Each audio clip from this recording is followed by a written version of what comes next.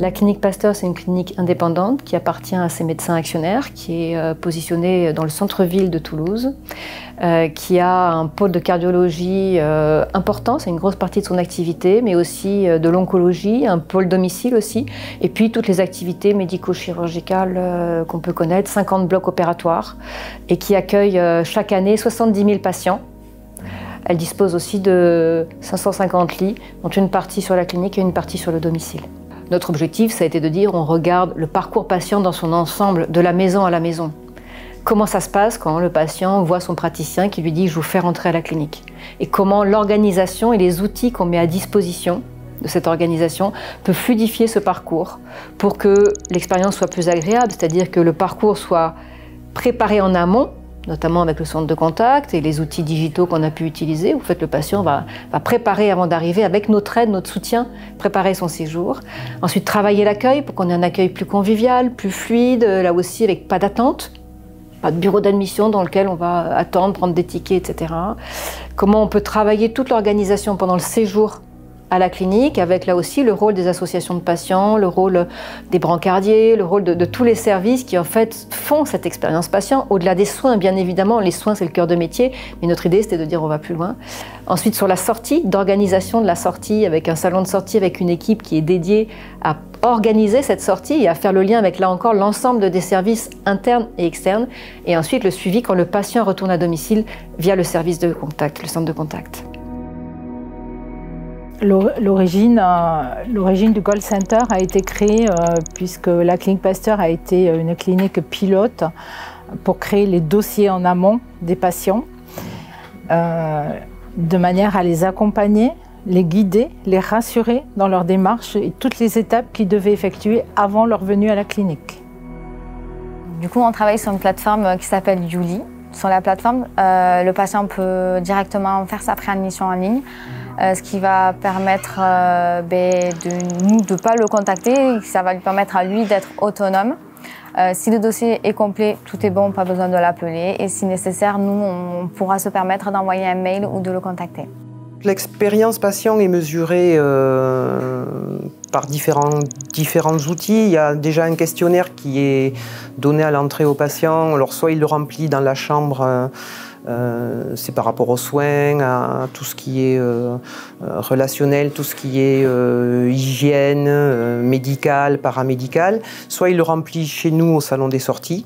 Voilà, donc ça c'est le premier outil de satisfaction patient. Ensuite il y a une enquête qui est faite par la qualité qui donc mesure l'expérience patient, ça c'est nouveau. Ça.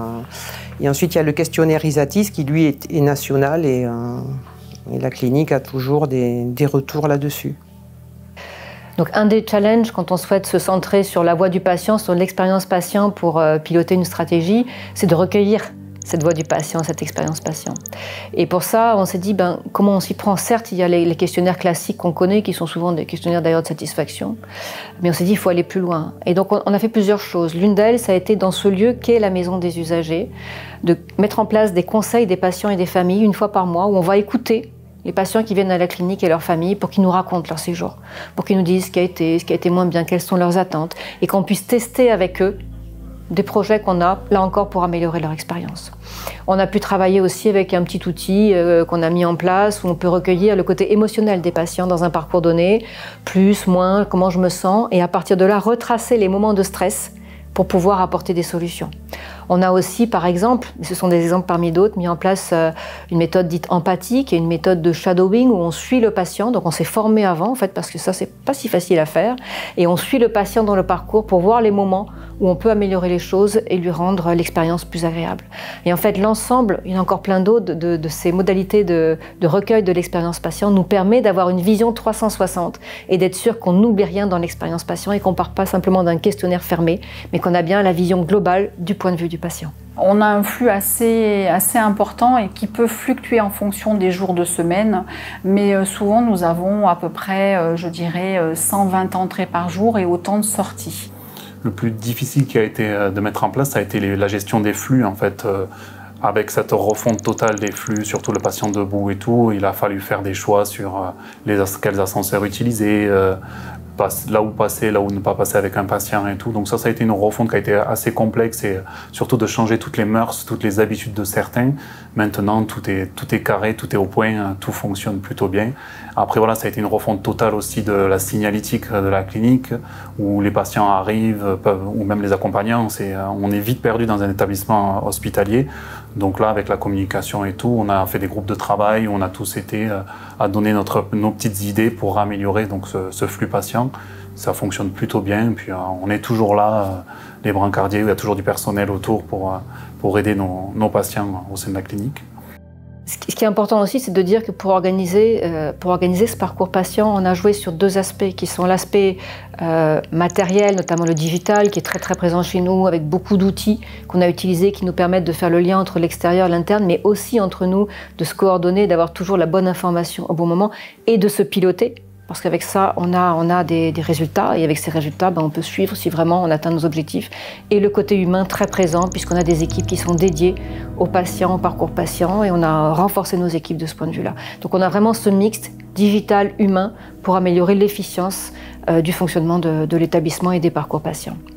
On travaille aussi sur, je dirais, la tonalité de la voix, l'accueil, l'empathie vis-à-vis des patients. On a travaillé aussi sur des formations, comment travailler sur son stress, sur des situations difficiles, comment accompagner les patients et leurs accompagnants au mieux. Tout le personnel est formé à cet exercice dans tous les cas. Donc au tout début, le salon des sorties était seulement donc 2 pièces. Et ensuite, donc, avec le nouvel accueil qui a été refait donc, à neuf, nous avons un salon qui est vraiment convivial, qui est aéré, où on peut vraiment accueillir les patients. Le but, je pense, au salon des sorties, c'est vraiment de travailler en coordination avec toute la clinique, que ce soit les services, les médecins, les secrétariats, afin de pouvoir vraiment anticiper les sorties et de pouvoir étaler toutes ces sorties tout au long de la journée, que ce soit vraiment fluide et que les patients attendent le moins longtemps possible au salon des sorties. L'innovation aussi, c'est qu'on se remet un petit peu toujours en question. Voilà, donc on essaie d'avoir des statistiques, pourquoi le VSL, l'ambulance est en retard, pourquoi les dossiers sont en retard. On a pour ça des marqueurs, des traceurs statistiques et ce sont nos responsables de service qui après analysent tout ça.